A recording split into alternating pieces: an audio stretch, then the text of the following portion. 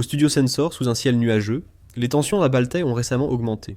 À 23h, heure de Corée, il a été confirmé que 3 avions de chasse russes ont violé sans autorisation l'espace aérien estonien. Ces avions de chasse sont des MiG-31, connus non seulement comme de simples chasseurs, mais aussi comme des intercepteurs haute performance capables de transporter le missile hypersonique Kinzhal. Cette intrusion est très inhabituelle, difficilement une simple erreur ou déviation. D'après le ministère des Affaires étrangères estonien, les 3 avions de chasse sont restés 12 minutes dans l'espace aérien estonien. Il s'agit d'une durée loin d'être courte, ce qui laisse penser qu'il est difficile d'exclure la possibilité d'un acte délibéré plutôt qu'un simple passage accidentel. Ce qui est encore plus remarquable, c'est que la direction prise par ces avions de chasse était précisément en direction des environs de Tallinn, la capitale de l'Estonie. Le fait qu'ils se soient approchés en direction de la capitale est un point que l'Estonie ne peut considérer que comme une menace très sérieuse.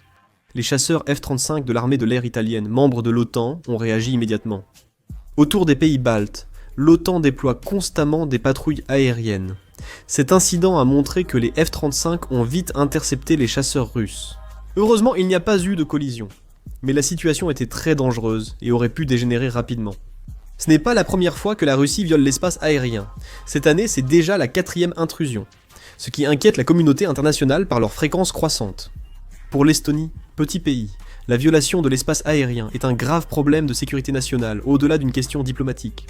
Le ministère des Affaires étrangères estonien a aussitôt convoqué le chargé d'affaires russe et protesté fermement. Le ministre des Affaires étrangères estonien a qualifié l'incident d'acte inédit, effronté et agressif de la Russie, et a annoncé une riposte ferme.